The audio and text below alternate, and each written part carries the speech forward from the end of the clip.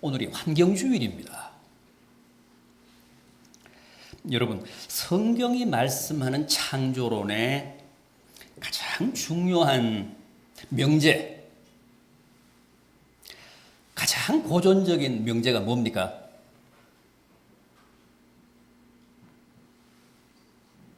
소위 무로부터의 창조죠.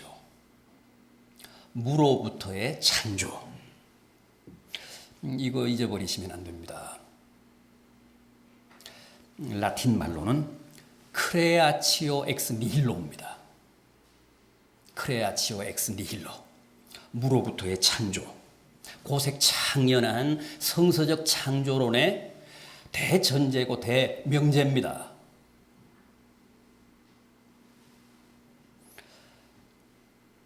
어거스틴이 주창했으니까, 어거스틴이 4, 5세기 사람이니까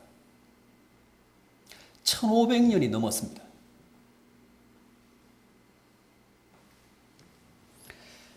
비록 라틴 말이기는 하지만은 믿는 사람들이라면 이 정도의 교리적 명제는 꼭 기억해 두셔야 합니다.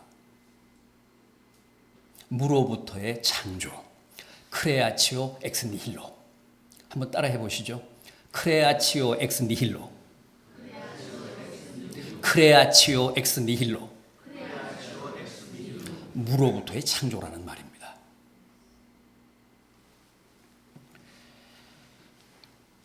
무로부터의 창조. 무슨 뜻입니까?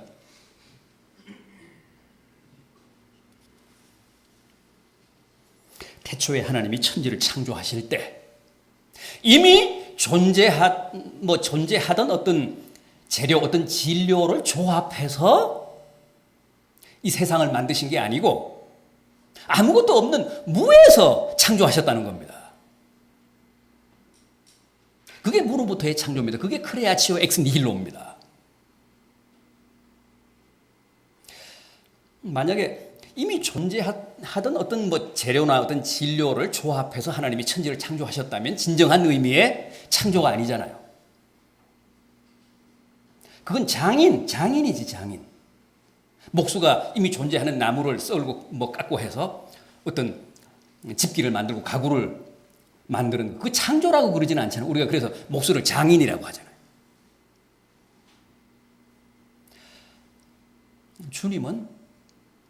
하나님은 아무것도 없는 상태에서 이 우주를 창조하셨습니다.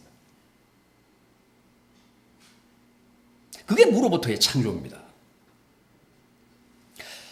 그 무도 보통 무가 아니고 절대무라고 합니다. 절대무, 우쿠온, 헬란 말로. 우쿠온으로부터, 절대무로부터 이 정교하고 이 무한한 가시적 피조 세계를 창조하셨다는 거예요. 그게 크레아치오 엑스 니힐로입니다. 자, 그렇다면 이게 사실이고 또 과연 성경이 말씀하는 창조 기사에 부합하는지 한번 확인해 보겠습니다. 정말 성경은 무로부터의 창조를 우리에게 말씀하고 있는가?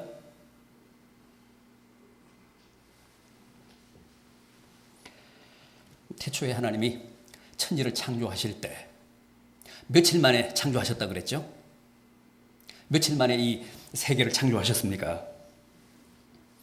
엿새 동안 창조하셨다고 했죠. 그리고 1회째는 쉬셨다고 하지 않았습니까?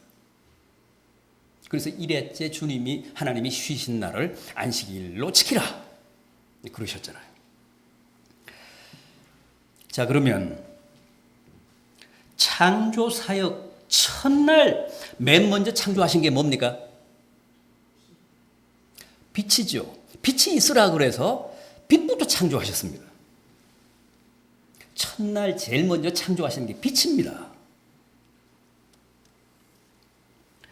오늘 제가 소개해드린 본문 3절 이하를 보십시오. 하나님이 이르시되 빛이 있으라 하시니 빛이 있었고 빛이 하나님이 보시기에 좋았더라. 하나님이 빛과 어두움을 나누사 하나님이 빛을 낮이라 부르시고 어두움을 밤이라 부르시니라. 저녁이 되고 아침이 되니 이는 첫째 날이니라. 첫째 날 하나님은 빛을 창조하셨습니다. 그럼 하나님이 첫째 날 빛을 창조하시기 전에는 어떤 상태여야 합니까? 그야말로 무여야 되잖아요. 아무것도 없어야 되잖아요. 왜냐하면 하나님이 우주를 엿새 동안 창조하셨고 첫날 빛을 창조하셨으니까 빛을 창조하시기 전에는 아무것도 없어야 합니다. 그야말로 무여야 합니다. 절대 무여야 합니다. 우쿠온의 상태여야 합니다. 그런데 실제는 어떻습니까? 3절 빛 앞에 아무것도 없습니까? 2절이 있지 않습니까? 2절 보십시오. 땅이 혼돈하고 공허하며 흑암이 깊음 위에 있고 하나님의 영은 수면 위에 운행하시니라. 뭐가 많습니다. 혼돈한 땅이 있고 공허가 있고 흑암이 있고 깊음이 있고 수면이 있습니다. 이건 뭡니까? 하나님이 엿새 동안 우주를 창조하셨고 첫째 날 제일 먼저 빛을 창조하셨다면 첫째 날 빛을 창조하시기 전에는 아무것도 없어야 되잖아요. 그래야 무로부터 창조라는 말이 맞잖아요.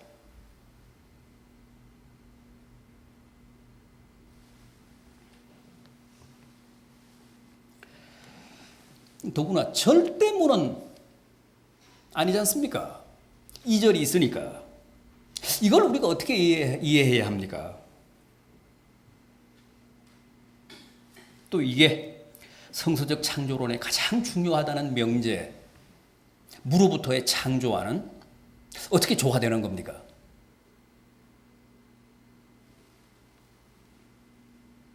오거스틴은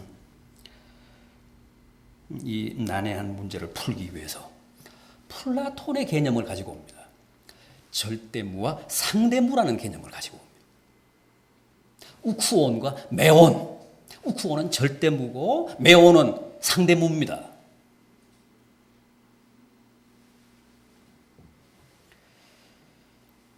그 우쿠온, 매온 개념을 차용을 해서 태초에 하나님이 천지를 창조하실 때 절대무에서 곧장 첫째 날 빛으로 가신 게 아니고 일단 매온 상대무를 경유하셨다는 겁니다. 우쿠온 절대무로부터 매온이라는 상대무를 경유해서 첫째 날 빛으로 가셨다는 거예요.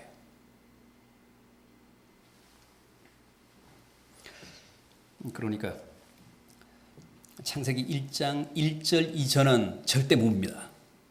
절대무였습니다. 아무것도 없었습니다. 거기서부터 하나님이 상대무를 창조하십니다. 창세기 1장 2절의 상태를 창조하십니다. 창세기 1장 2절은 그게 상대무입니다. 그 상대무에서 첫째 날 빛을 창조하셨습니다.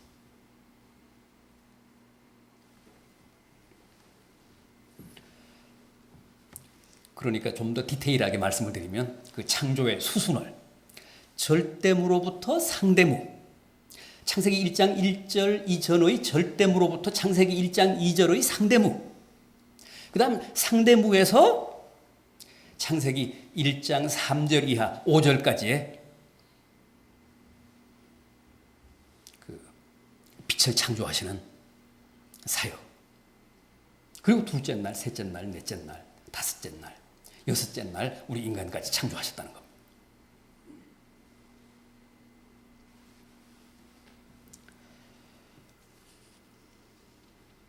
자, 그럼 이번에는 성서적 창조론에 있어서 크레아치오 엑스 니힐로, 무로부터의 창조라는 명제가 왜 중요한가? 왜 우리가 반드시 기억해야 하는가? 하나님의 방대한 창조 사역을 왜 무로부터 창조라는 개념에서, 명제에서 풀기 시작해야 하는가? 그게 왜 해석학적인 열쇠가 돼야 하는가?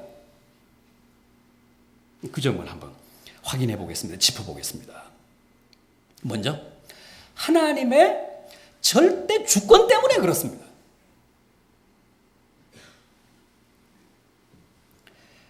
이 피조 세계, 이 우주에 대한 하나님의 절대 소유권. 그렇지 않습니까? 이 세계에 대한 주권은 오직 하나님께 있습니다. 왜요? 하나님이 이 우주를 절대 무로부터 창조하셨으니까. 그러니까 먼지 한 톨도 다 하나님의 것입니다. 무에서 창조하셨으니까. 우쿠온 절대 무로부터 창조하셨으니까. 이 우주에 대한, 이 세계에 대한, 이 피조 세계에 대한 진정한 주인은 하나님이십니다. 하나님만 진정한 소유권을 주장하실 수 있습니다.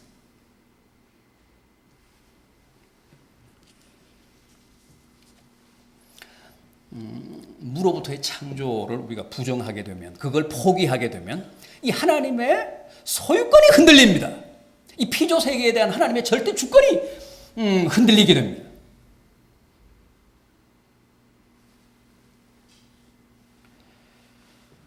우주 만물은 몽땅 하나님의 것입니다. 모든 물질, 모든 생물, 모든 존재가 다 하나님 소유입니다. 사람도 당연히 하나님의 것입니다. 자식도 내 것이 아닙니다. 착각하지 마십시오.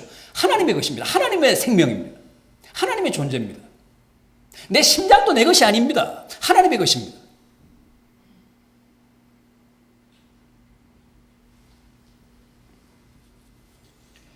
자연도 환경도 강도 바다도 절대 인간이 마음대로 할 수 없는 이유가 거기에 있습니다.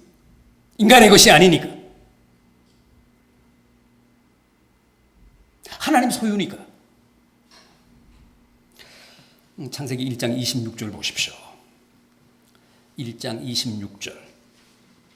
하나님이 이르시되 우리의 형상을 따라 우리의 모양대로 우리가 사람을 만들고 그들로 바다의 물고기와 하늘의 새와 가축과 온 땅과 땅에 기는 모든 것을 다스리게 하자.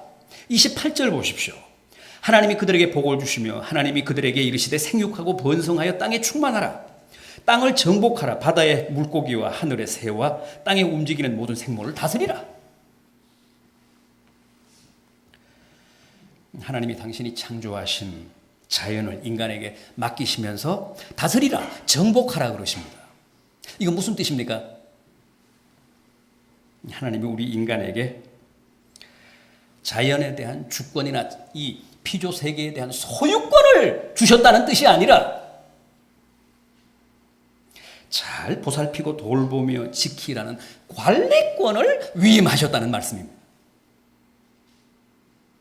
소유권은 여전히 하나님께 있습니다. 하나님이 창조하신 세계니까. 다만 창세기 1장 26절 28절 말씀은 우리에게 관리를 위임하셨다, 위탁하셨다는 뜻입니다. 따라서 우리는 주인이 아닙니다. 우리는 청직입니다. 우리는 종입니다. 우리는 이 우주를 관리하는 매니저입니다.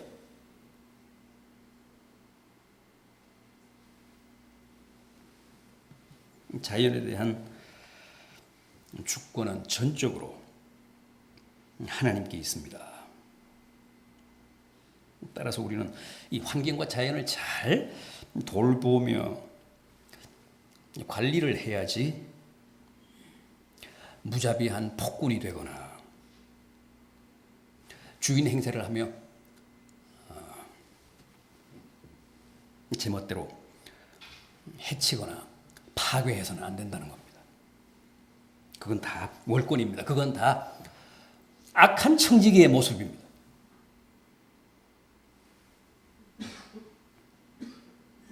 이 세상에는 내 것이 아무것도 없습니다. 내 명의로 등기된 재산도 내 것이 아닙니다. 내 이름으로 된 통장도 내 것이 아닙니다. 다 하나님의 것입니다. 하나님이 내게 맡겨 관리하게 하시고 당신 뜻에 합당하게 집행하라며 위탁하신 것들입니다.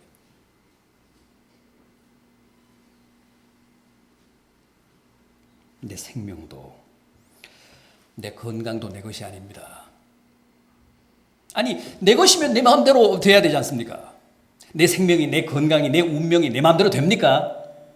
내 마음대로 되는 것은 세상에 아무것도 없습니다. 그건 무슨 뜻입니까? 내 것이 아니라는 얘기입니다. 하나님의 것이기 때문에 하나님이 나를 치시면 그 시간부로 내 건강이 무너지고, 하나님이 내 생명을 회수하시면 그 시간부로 나는 세상을 떠나야 합니다.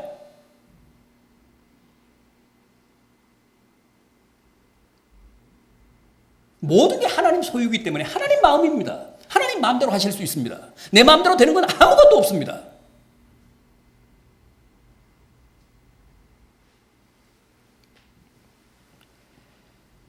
따라서 우리는 무로부터의 창조라는 명제를 통해서 이 세상 모든 만물과 존재에 대한 진정한 주권이 오직 하나님께만 있다는 사실을 뼈저리게 느끼고 또 고백하고, 그리고 하나님의 면전에서 더욱 겸허하게 살아야 합니다.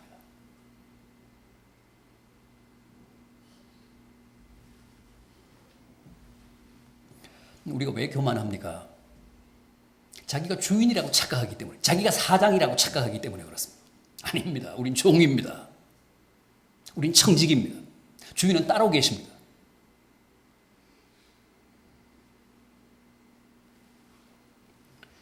다음으로 이 무로부터의 창조라는 명제가 중요한 이유는 인간의 원초적인 정서와 본능에 관한 문제 때문에 그렇습니다.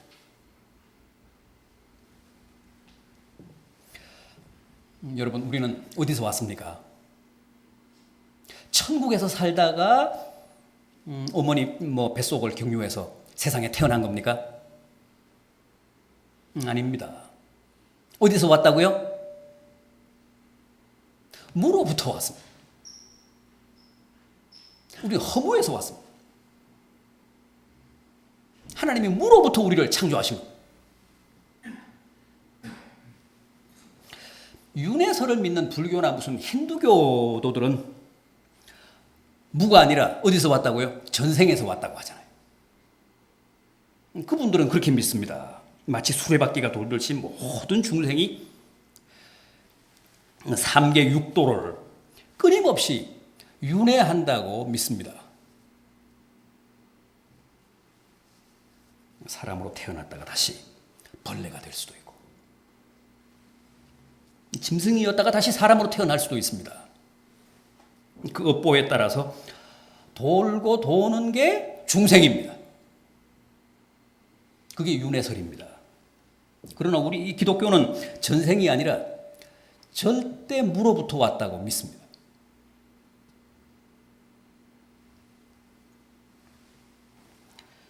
그래서 우리에게는 원초적인 정서 가운데 이 무에 대한 그리움이 있습니다. 무에 대한 향수가 있습니다.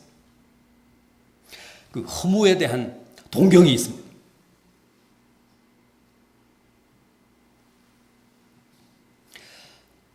연어만 무슨 그 모천에 대한 회귀 본능이 있는 게 아닙니다.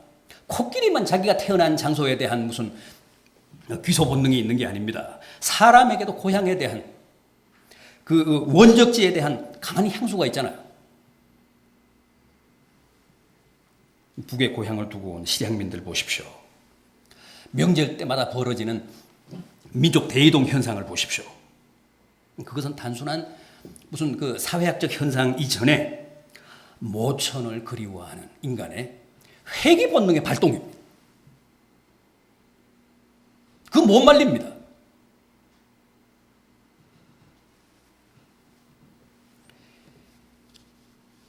여러분, 불안이 뭡니까? 불안. 인간에게는 다 불안이라는 심리학적인 정서가 있는데, 불안은 두려움이 아닙니다. 불안이 왜 무섭습니까? 두려움이 아니라는 이유 때문에 무섭습니다. 두려움은 뭡니까? 두려움은 일정한 특정한 대상이 있습니다. 그런 물리적인 개념입니다. 그래서 그 대상을 제거하면 두려움이 해소가 됩니다. 극복이 됩니다. 이길 수 있습니다. 그러니까 두려움에는 처방이 가능합니다. 그런데 불안은 두려움이 아닙니다. 불안에는 물리적인 대상이 없습니다. 특정한 대상이 없습니다. 그냥 불안한 겁니다. 그래서 폴 틸리히는 이 불안을 존재론적 개념이라고 했습니다. 두려움은 물리적 개념이지만 불안은 존재론적 개념입니다. 불안의 실체가 뭡니까? 원초적인 허무가 나를 유혹하고 때로는 적극적으로 나를 위협하는 현상입니다.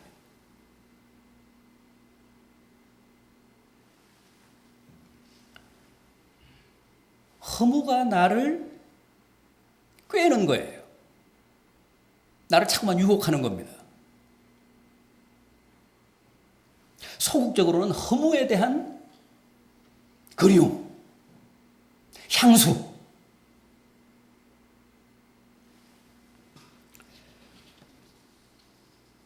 불안의 주범은 허무입니다. 우리는 다 허무에서 왔기 때문에, 우리는 다 무에서 왔기 때문에 허무에 대한 동경이나 그리움이 있습니다. 때로 허무의 유혹과 허무의 위협에 시달리기도 합니다. 그래서 불안한 겁니다. 그 불안이 만성화되면 그게 우울증입니다. 불안이 병증으로 나타나면 그게 우울증입니다.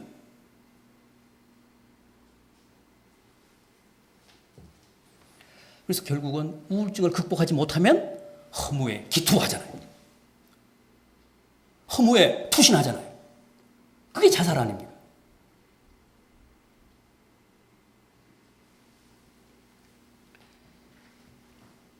우울하다는 얘기는 극도로 불안하다는 얘기입니다. 허무하다는 얘기입니다.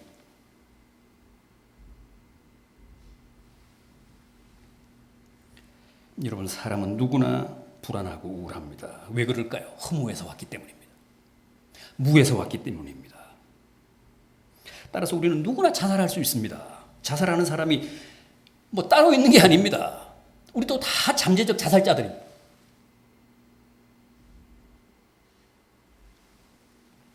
견딜 수 없는 불안에 시달리고 그게 우울증이라는 병증이 되고 그 우울증을 치료하지 못하면, 극복하지 못하면, 이기지 못하면 결국은 무에 자기를 던지는 겁니다. 무슨 연탄을 피우든가 앞으로 옥상에서 뛰어내리든가 목을 매든가.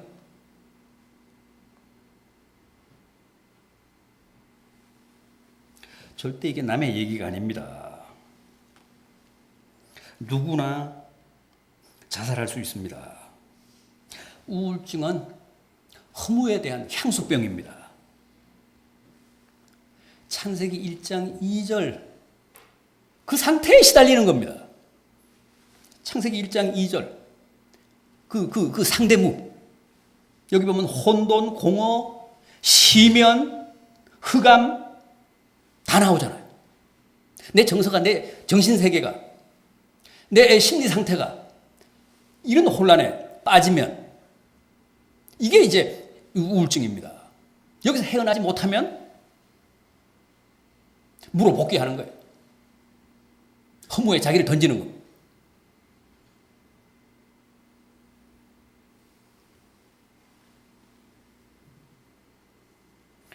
그래서 불안이나 우울증이 가장 무서운 겁니다. 우리나라는 아직도 OECD 국가 중에 자살률이 가장 높습니다. 자살률 세계 1위가 지금 10년이 넘었죠.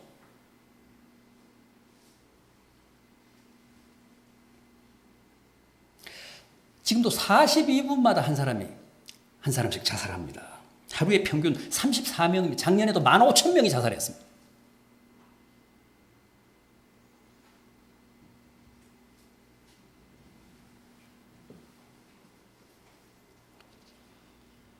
도대체 어떻게 해야 이 자살을 막을 수 있을까요? 어떻게 해야 자살의 주범인 불안과 우울증으로부터 사람들을 구할 수 있을까요? 사람에게는 이 허무에 대한 원초적인 향수와 욕구가 있을 뿐만 아니라 태초에 허무로부터 나를 지으신 아버지 하나님에 대한 원초적인 그리움도 있습니다. 그게 뭡니까? 그걸 우리가 종교성이라고 하잖아요. 종교심. 사람에게는 다 종교심이 있습니다. 종교성이 있습니다. 왜요? 허무로부터 태초에 하나님에 의해 지음받았기 때문에 아버지에 대한 그리움이 있습니다. 그게 종교심입니다.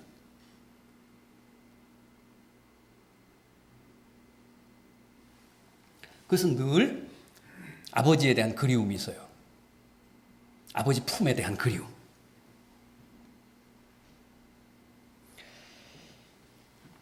이거 대단히 중요하지 않습니까?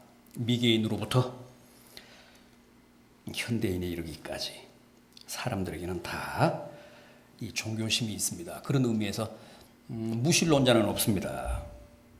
그 사람 나름대로 다 무엇인가를 믿습니다. 왜냐하면 그건 인간의 본능이니까요. 인간의 본성이니까요. 다 불안하고 다 우울한 것처럼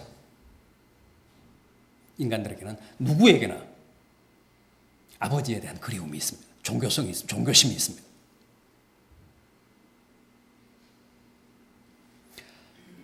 그래서 아버지를 찾다가 잘못 찾은 케이스가 뭐라고요? 그게 이제 우상이고 그게 미신입니다. 짝퉁을 찾은 거야. 사이비를 찾은 거야. 어떻게 저런 소리에, 저런 가르침에, 저런 교리에 넘어갈까? 넘어갑니다. 인간에게는 원초적인 종교적 본능이 있기 때문에 그렇습니다. 말도 안 되는 교리에 다 속아서 살잖아요. 그래서 폐가 망신하잖아요. 그건 누구도 못 말립니다. 종교심 때문에 그렇습니다.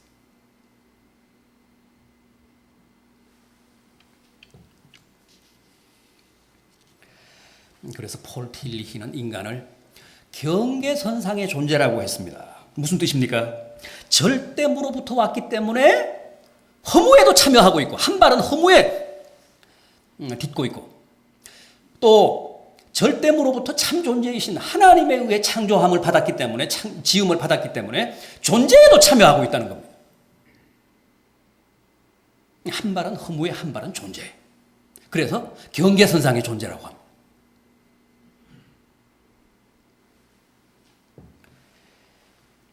그래서 허무 쪽으로 기울면 불안과 우울증에 시달리다가 자살하게 되는 것이고 존재 쪽으로 기울면 하나님 품에 안겨서 불안과 허무를 극복하고 건강하게 밝게 행복하게 사는 겁니다. 그래서 인생은 누구나 예외 없이 경계선상의 존재입니다. 그리고 어느 쪽으로 기울든 기울어야 돼. 그렇지 않으면 늘 불안해.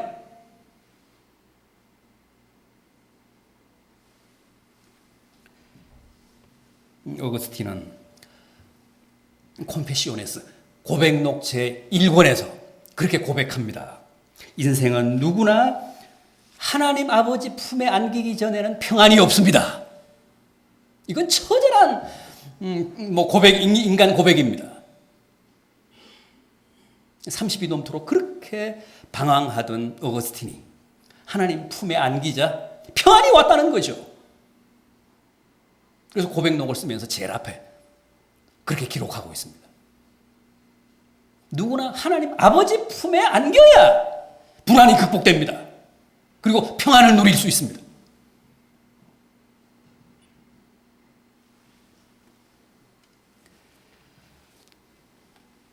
절대 아버지 품으로 완전히 복귀하기 전에는 이제 불안이나 우울증 극복이 안 됩니다.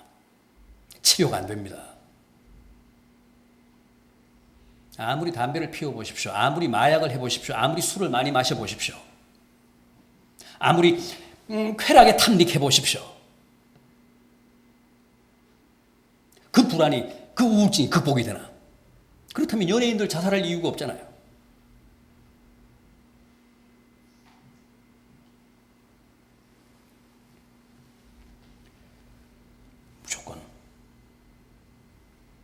인생의 원적지인 아버지 품으로 돌아와야 합니다. 존재의 품에 안겨야 합니다. 그래야 허무가 극복되고 우울증을 이길 수 있습니다. 우울증을 치료할 수 있습니다.